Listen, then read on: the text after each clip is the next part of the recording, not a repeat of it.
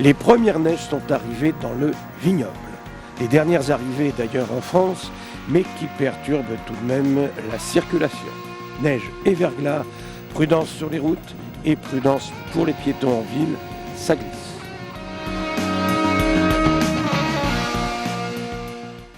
Le vignoble et singulièrement les cantons de Valette et de Clisson attirent de plus en plus de monde.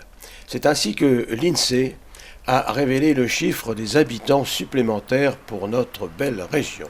Ce sont 2000 habitants de plus que revendique en effet le vignoble. C'est à Aigrefeuille que la poussée démographique a été la plus forte, normal pour Jean-Yves Templier, le maire de la commune, qui y voilà le résultat des efforts entrepris pour son aménagement. À Clisson, toujours, on envisage du côté de la communauté de communes de donner un petit coup de pouce aux commerçants et artisans qui avaient senti passer la note d'impôt en novembre dernier.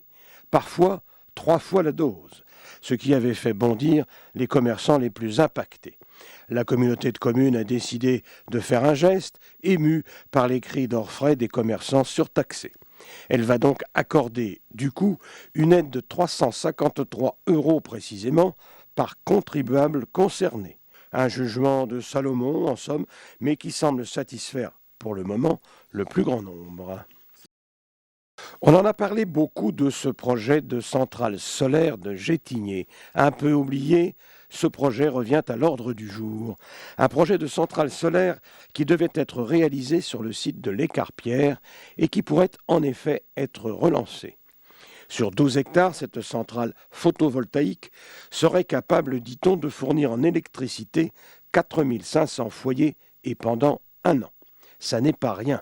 Ce projet mis en veilleuse sous le précédent gouvernement pourrait être revu donc par l'actuel pouvoir en place. Un espoir de redonner un avenir à cette ancienne carrière d'uranium de l'Écarpierre. Si vous êtes courageux malgré le froid et les quelques flocons de neige nouvellement arrivés sur le vignoble, vous pouvez participer dimanche à une randonnée sur la commune de Bousset.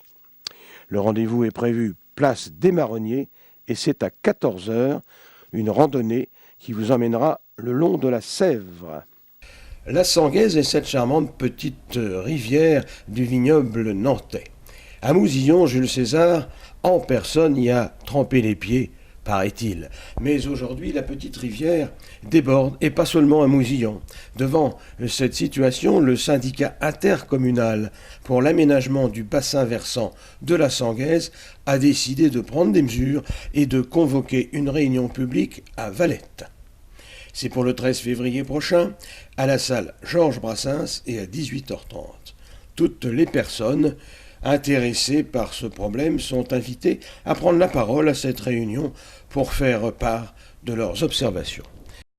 L'amicale laïque de Sainte-Lumine de Clisson se met sur la toile.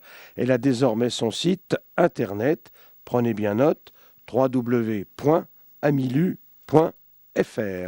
C'est l'aboutissement d'un travail réalisé par les animateurs de l'amicale laïque de l'école Lucie Aubrac de Sainte-Lumine de Clisson.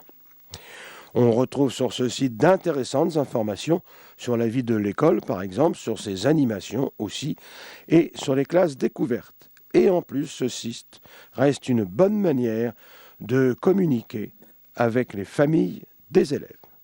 Dépêchez-vous si vous voulez assister à la Sainte-Barbe des pompiers de Valette. C'est pour ce samedi 19 janvier, de façon exceptionnelle, car c'est la première fois que la Sainte-Barbe se situera un samedi. Pour ce samedi 19 janvier donc, à 11h30, dépôt de gerbes au monument aux morts, à 11h45, la cérémonie officielle au centre de secours de Valette, avant le pot de l'amitié traditionnelle offert à la population. À la semaine prochaine.